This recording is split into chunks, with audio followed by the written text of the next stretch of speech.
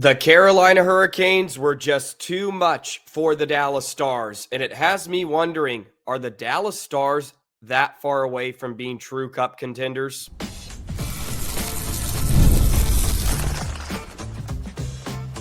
You're Locked On Stars, your daily podcast on the Dallas Stars, part of the Locked On Podcast Network, your team every day. Howdy, Stars fans. I'm Joey Erickson, former producer of 105 Through the Fan. Please be sure to subscribe. We are free and available wherever you get your podcasts and on YouTube. And as always, thank you so much for making us a part of your day and making us your first listen. The Dallas Stars fall to the Carolina Hurricanes by a final score of 2-1. And I come out of tonight's game feeling the Stars are really far away from being a true Stanley Cup contender. I want to expand on that on today's episode. We'll discuss Roope's return to the lineup. We'll talk about the Dallas Stars' biggest needs as well, all on this Wednesday edition. Want to thank you for joining me on another episode of Locked On Stars. Be sure to like, comment, and subscribe, and let me know your answer to the question as well. Am I just overreacting to one finale against the Hurricanes where the Stars fall by a score of 2-1? A lot of takeaways from the game. And I do want to preface this with, I thought the Stars actually played pretty well, and they made a real push in the third period. But every time the Stars punch, the Canes just punch them right back. And really, all season long, the Stars get punched back the moment they get a break, the moment they start to gain some momentum. And how many goals are the Stars going to give up within 2 minutes of finally getting the goose egg off the scoreboard? How many times can you be punched immediately? And in this case, after finally tying the game at 1, which was an absolute chore to score your first of the game, it felt like it was coming as the Stars were coming in waves and the Hurricanes were on their heels a bit, which is to be expected on night 2 of a back-to-back. But I really come away from the game feeling Dallas is nowhere near where Carolina is. And it makes it feel even larger of a gap when you have to factor in Carolina was playing on a back-to-back. Hurricanes work their balls off. They test every inch of the ice. In that first period and the second, their D-men are pinching without worry. They're pinching without thinking about it, just going right down the wall. Stars had so many turnovers and giveaways in their own zone. And one of those giveaways led to the first Canes goal. Just really poor play from Lundqvist twice to not get the puck out. And then poor defending from Brendan Smith too, who not only doesn't get a stick on the shot or the stick on the stick of Kokoniemi, and he screens Ottinger, and he goes roof.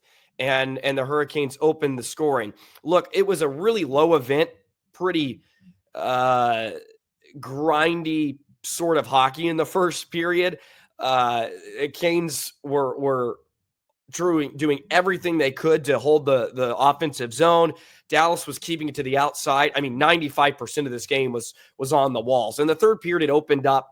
There was a lot more space, and it was more of a skating game, which I thought benefited Dallas. But the first 2 periods were just perfect road periods and perfect hockey for Carolina, just keeping it along the walls. It's hard, physical, and Dallas had to work so hard to get the puck even into the other half of the sheet. And they didn't play an awful hockey game, but by any standards. You know, Logan Stankoven had a great night. Wyatt Johnston started to put the cape on in the third period. It was nice to see him start to take over on some shifts, and he set up the Harley goal. I thought Thomas Harley had a fantastic game offensively. He was going to the net. Good on him to get to some of those dangerous areas. He had a chance later in that period on the follow-up, and he just chunked it wide. Lindell, really brilliant defending by Esa Lindell in the game. Multiple times on Jarvis, had a good stick. But Carolina just felt like a tier above. They felt like a tier above. And Dallas feels so far away from that. Just the size, the physicality, the way they forecheck, the way they pressure the puck, they pressure up ice. They give you absolutely nothing. Dallas doesn't make me feel that way. Stars do not make me feel that way one bit.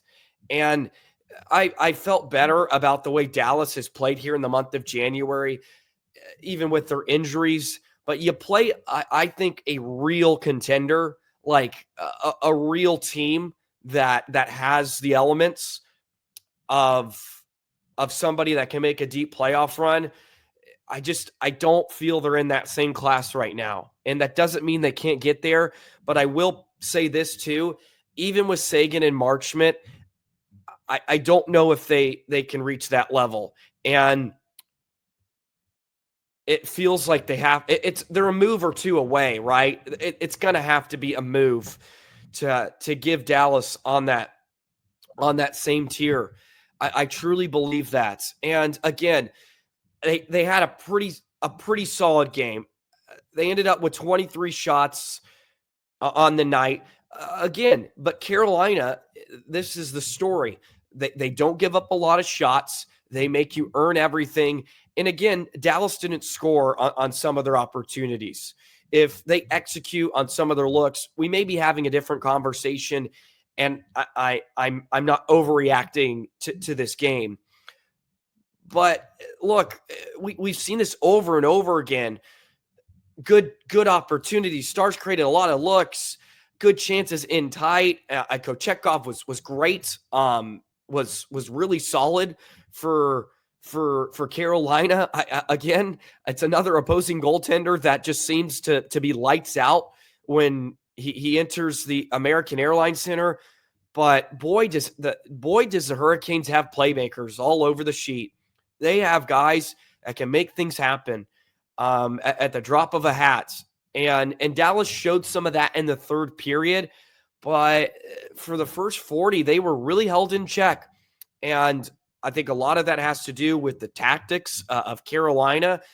As I mentioned, they were throwing their defensemen, pinching in down the strong side, forcing Dallas to the middle of the rink. And credit to Dallas, they didn't fall into that trap too much. They had to reverse, and they or either had to just flip pucks out, and they did a decent job at that.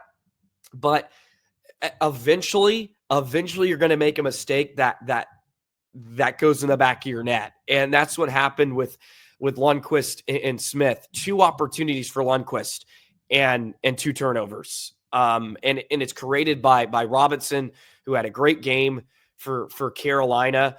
They have deep, heavy forwards. The stall line with Martin Hook, Natchez is slippery. Robinson, who was sort of the driver of those opportunities, and you can say the second Kotkaniemi goal is luck, and to some degree, but it wasn't. It wasn't, because Walker jumped up in the play, made a nice move after the Canes had extended zone time, and yeah, it was a bit of a luck on the bank, but Walker saw Ottinger down. Walker didn't have an angle to score, and he just throws it to the puddle. And Konecny goes there. And yeah, it's a lucky bounce to go off of Harley and Kotkaniemi, but they produced it because of their positioning and because of their willingness to get to the area, to get to those to the puddle where you're gonna score. And credit to the Stars for doing that. But it took Johnston to wheel through center and to take on Orlov have to dance around him, get Kochetkov way off his angle, and then just throws it in front. And fortunately, Duchesne and Harley were there, and Harley was able to bury it. But the Stars didn't do that enough. They didn't do it enough. And it's just another letdown on home ice where your power play goes 0 for 3. Some of the officiating was garbage down the stretch. I don't know how Jarvis doesn't get a goaltender interference penalty when he was cruising through the crease like Steele did earlier in the game back in the first, and he got a penalty that put Carolina on the 5-on-3. I didn't understand that. Made absolutely no sense. Looked like Johnston got hooked in the third period when he tried to cut in. I can't remember who it was. That may have not been a penalty, though. That just could be me being salty a bit, but that one was curious. But the one where Jarvis crashed into Ottinger, and I know he was stumbling as he was trying to defend Miro, but I felt like a weird time to put the whistle in your pockets. But again, let's be honest about the situation. The officiating wasn't the problem for Dallas. They were 0 for 3 on the power play. They had some lucks. Their last power play was so dangerous. And look, Stankoven hit the pipe. Bork hit the pipe on a great setup from Duchesne. Story of the year for Dallas. It's mind-boggling. Their expected goals for 3.99, and I feel like I bring that up a lot. And it's like, okay, congrats. You were expected to score, and they didn't again. Just so frustrating.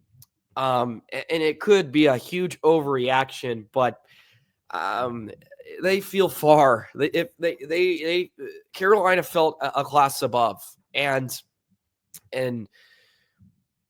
they were playing on a back-to-back, and at points just looked like they had the better energy, the better legs, better along the wall in the hard areas. And that's no surprise. Like Carolina, they just work hard. That's my biggest takeaway. Those Hurricanes team work extremely hard. And I don't think Dallas has ever worked that hard this season to that level. I truly don't. Man, they work hard. And that's the definition of, if we're going to get beat, you're going to have to earn it. And maybe Dallas deserved better in the game. But it doesn't feel like they can compete with that. In my opinion. And this is fresh. This is a fresh episode when I'm recording this. So I may feel better. And I'm not going to look too much into it in a couple of days, although we have a few days to chew on this before they take on Vegas. That game will be really telling too, against the best team in the Pacific. And somebody commented on X and said this current roster will get absolutely murdered in the playoffs. And I responded, I'm sort of coming to that conclusion as well. Dallas is without a win after trailing after 2 periods.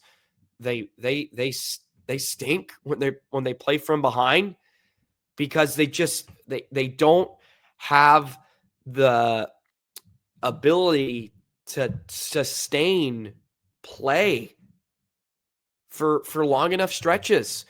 And case in point, the third period, when they get the tying goal, 24 seconds later, they get punched right back. I don't know how else to sort of measure a mental fortitude of a team, because it happens ad nauseum. Somebody let me know in the comments. Do the research. I don't want to. How many times has Dallas given up a goal right after they've scored? Like within 3 shifts, within 2. It has to be a half dozen. Just a letdown. Alrighty, let's talk about Roope's return, though. It was nice to see him. He was some fresh legs for Dallas. We'll talk a bit about his game and what we saw from Roope in just a moment. Today's episode of Locked On Stars is brought to you by Select Quote. In sports, having a winning strategy is everything. It's how the best teams make it to the Super Bowl, the World Series, the Olympics. The same goes for life. Having a strategy like life insurance from Select Quote can protect your financial legacy and keep your family's future secure. Select Quote makes it easy to find the perfect life insurance policy. As one of America's leading insurance brokers with nearly 40 years of experience, they've helped over 2 million customers find $700 billion in coverage since 1985. What sets Select Quote apart, too, is their personal touch. Unlike other brokers with one-size-fit-all policies, their licensed agents tailor coverage to fit your unique needs. If you're in good health, you might even qualify for same-day coverage up to $5 million, no medical exam required. And it's more affordable than you think. You can get up to $1 million in coverage for as little as $20 a month. Get the right life insurance for you for less at selectquote.com/lockedonnhl. Go to selectquote.com/lockedonnhl today to get started. That's selectquote.com/lockedonnhl. Select Quote, they shop, you save. Roope Hintz returned after a few weeks dealing with an upper body injury. It was nice to get him back in action. They had him center the line with Sam Steele and Logan Stankoven, who I thought was probably their best line on the night for a large chunk of it. Then Bork and Ben Duchesne, I thought, really had a heck of a third period. But at Hintz, Steele, and Stankoven line produced some of the better looks in the first two periods when there wasn't a whole lot of offense. Dallas ended up with 6 high-danger scoring chances in the first two periods. There wasn't a whole lot, and I thought they had some decent cracks at Kochetkov. I thought Hintz looked okay. There was some burst. He had his usual burst, which was a good sign, and you could tell he's just kind of getting back into the flow of things. They went to the big boys late. We saw Johnston, Robo, and Roope for maybe a shift or so as Dallas was trying to get something on the board. So we got a shift out of them, and they ended up with a scoring chance. You know, there was a lot of positive performances in this contest that I feel like we have to highlight, not just gloss over because I'm a little ticked off about the result. You know, I thought Miro had a good game for the most part. When he was on the ice, the scoring chances were 15-4, 5 against. Thought he had a really, really nice night. You know, for the most part, same thing we've seen from Duchesne. They had some really good shifts in the third period where Dallas sort of hemmed in Carolina and we're making some things happen. But the Hurricanes make it really tough to get interior. If it's one thing you can gripe about, is Dallas just did not get to the top of the crease enough and maybe make Kochetkov a little bit antsy. I thought he saw a lot, even though, you know, starts at a couple pipes in the game, which is unfortunate. But Stankoven, you know, Duchesne looked really strong. Bork, again, a decent night from him. You could tell DeBoer was trying to keep the big boys out there for as much as possible in the third. Like Blumel played just 5 minutes in the game. He pretty much sat for the majority of the final 30 minutes. Roope got double shifted some. He played 19 on the night. Wyatt played 18-40. There's probably a case he should have played more. They could have gone to the well a bit more, just because you weren't getting much from Blackwell and company. The fourth line didn't do a whole lot. Blackwell did have a breakaway shorthanded, as the penalty kill was another positive. I guess it wasn't too surprising. No special teams goals. Both PKs go 3 for 3. It's the number 1 and 2 teams in the NHL. So I thought there were a lot of performances to be happy about. You know, Robertson had plenty of shots on goal. I'm curious who led the team in shots. Yeah, Robertson had 5. Hintz had 3. Lyubushkin had 4 blocks, excuse me. I was looking at the wrong. So Roope with 3. And Harley had a couple. Of course, he scored the 1 goal. I thought Otter was great in the game. I really do. Thought he was pretty strong. I just like the Stars made so many mistakes in their own zone, and then on top of it, Smith screens his goaltender and then somehow can't get his stick on Kotkaniemi. Look, and a partial reason why I think Dallas is far away is this is the full complement of the Dallas Stars back end. They're not going through injuries. They have everybody that they went out and got. And I said it in the offseason right out on July 1st, and I shouted it from the rooftops. Dumba and Smith and Lyubushkin did not feel like an equitable addition to the Stars defense. And Lyubushkin's been great, so he's kind of out of it. And look, I've admitted so many times that I was wrong on Lyubushkin, but I don't care if Smith or Dumba, if you're going to rotate them, it doesn't matter. Like, they're just liabilities. They're just liabilities. And I've tried to give Dumba some grace. I think he's had some decent games, but he at the end of the day, he's a liability. And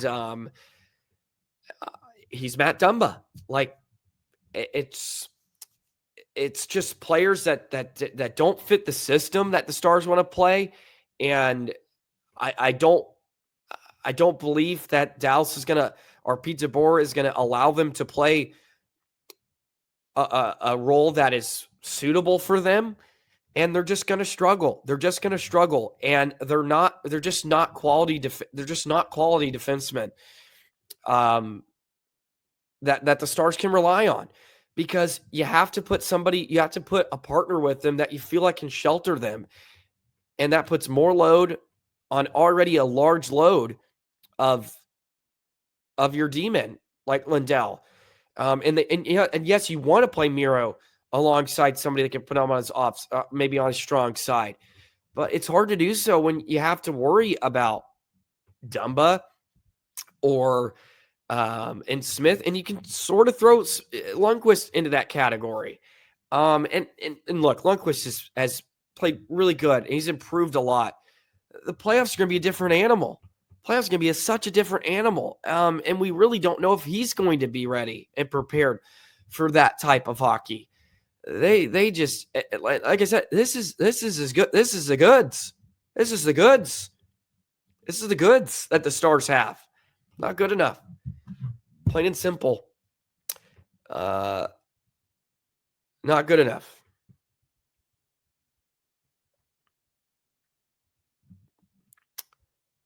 Not good enough. Alrighty, let's get into some of the biggest needs, which we've sort of already hinted at. Let me know who you want the Stars to go get, whether it's a certain player, whether it's a certain position, it's a characteristic, a trait. Drop it in the comments below. I'll share mine in just a moment. Today's episode of Locked On Stars is brought to you by FanDuel. From the first whistle to the final drive, FanDuel makes the NFL playoffs even more exciting. Right now, new customers can bet $5 and get $300 in bonus bets if you win your first bet. That's $300 to keep the action going. The FanDuel app is easy to navigate, and the variety of bets you have to keep every game exciting. Plus, when you win, you get paid instantly. No waiting around for your winnings, whether you're betting on your favorite team or just looking to add some extra excitement to the playoffs. FanDuel has you covered. Just visit FanDuel.com to join today and get started with $300 in bonus bets. That's FanDuel.com. Make every moment so much more exciting and make this playoff season with FanDuel unforgettable. FanDuel, an official sportsbook partner of the NFL. This contest, Stars fans, has me feeling like we have to have a come to Jesus moment, so to speak. This is like a come to Jesus conversation where for most of this month, I'm just like, okay, like we're playing pretty well. We're winning some games and we're putting some good stuff together. Robertson's playing well. The top lines are kind of showing up. And then you play like a Carolina team. You're like, okay, yeah, maybe we're a bit farther away than we've been perceiving here as of late. So I want to discuss the biggest Stars needs. It's a glaring issue. They probably need 2 defensemen.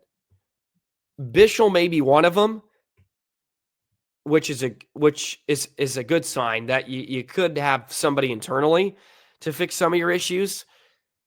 Because I think Bichsel is going to have to be recalled at some point. He's I think he's one of your 6th best defensemen right now. He's one of your 6 best defensemen, and I don't care what you're paying Dumba.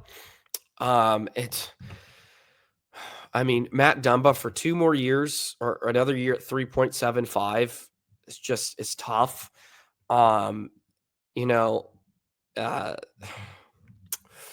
They need another they need another defenseman. They probably need 2. I feel like that's their biggest need. And I think they do need a top 6 scoring winger of some kind that can just bury the pill, because too many chances are not finding the back of the net. And it's one thing to say you're getting those looks, but if you're not burying them, what does it really mean? It means nothing. It means nothing. They have to add somebody that can just help them score, help them find the back of the net a bit more. And I truly think they're like 2 strong defensemen. And that is going to be hard to do. It's going to be hard to do.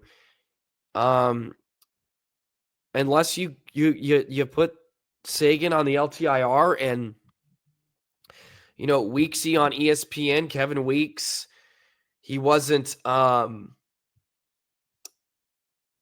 he wasn't spilling the beans, but he's like, oh, I have to kind of keep some of this tightly vested, but Sagan is progressing well.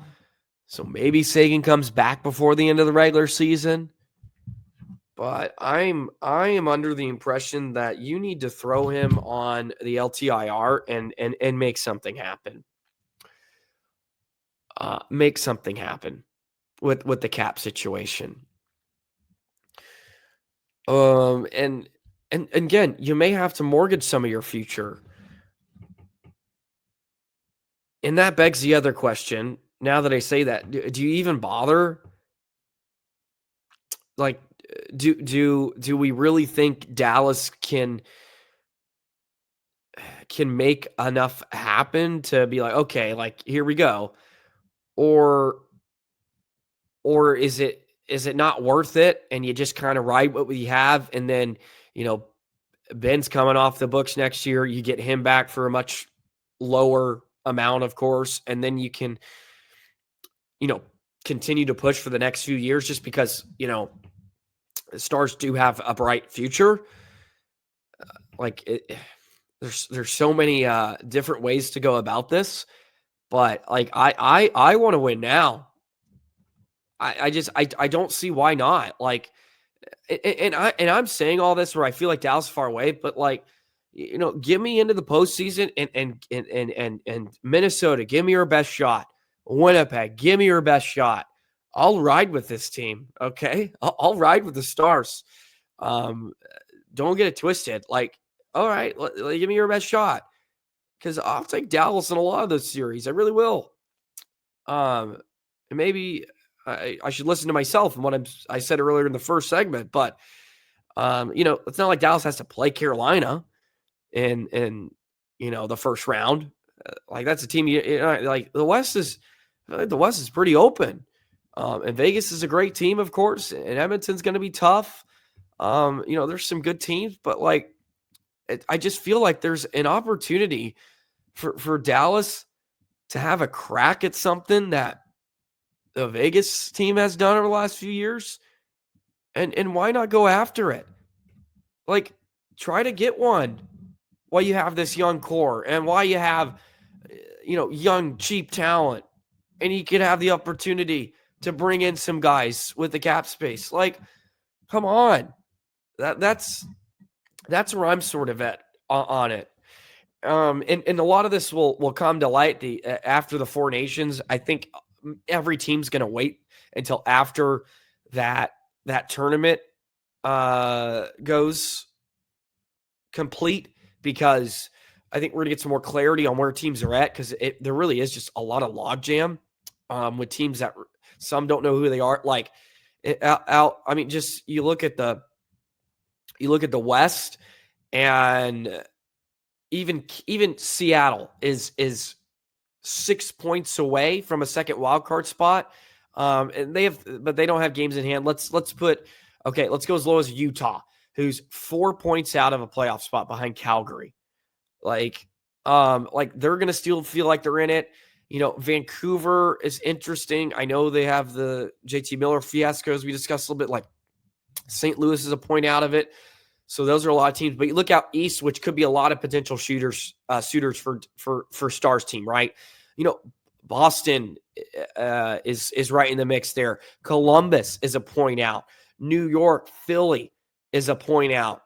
Pittsburgh is just 3 points out.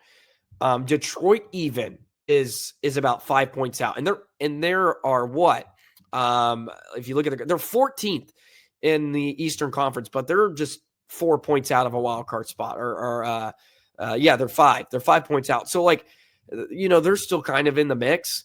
So by the time we get to late February, when the Four Nations face-off comes and goes, I think more teams are going to understand, okay, like this is where we're going. So there's going to be more options. But I think Dallas needs 2 defensemen and probably a winger. You see Vegas kind of, they went out and got Hannafin and Hurdle. Like, that feels like a type of moves Dallas needs to make if they want to shore up their roster. And I think they have the opportunity to do it. It's just if they will. So yeah, that's where I see Dallas' biggest needs. You let me know. This feels like this is a heart-to-heart we're having here on Locked On Stars, which you need. You need some throughout an 82-game season. And again, you can just wreck me in the comments if I'm overreacting. I will not be soft about it. Maybe I need it just to be smacked in the face to snap out of it. But that Carolina team's good. They work hard. And I wish Dallas played like that on most nights. Like, that was, again, let's end it on this, a positive note. That was a fun hockey game, though. A fun hockey game. And I've said this before. I think Carolina, Dallas would be such a thrilling Stanley Cup final. These two teams, it makes for fun hockey. Sometimes you have to come with grips with that based on the result. But those are games where you can come out feeling like that's just fun. That was just a good, solid hockey game. And it wasn't chances galore, but like that's how the game's supposed to be played, right? I feel like you come out of games like, oh, that was just a fun game. And you hate to be on the wrong side of it. So that's how we're going to leave off on a Wednesday edition of Locked On Stars. Thank you so much for tuning in and listening. Please be sure to let me know your thoughts and observations in the comments. Subscribe, hit the notification bell. BT Dubs, I'm going to be doing an episode with Spits and Suds, Gavin Spittle tomorrow on a Thursday. I'm going to try to grab the audio from him and upload it on Locked On Stars. So I may not have a video component. So unfortunately, you don't get to look at my scraggly beard. That's awful.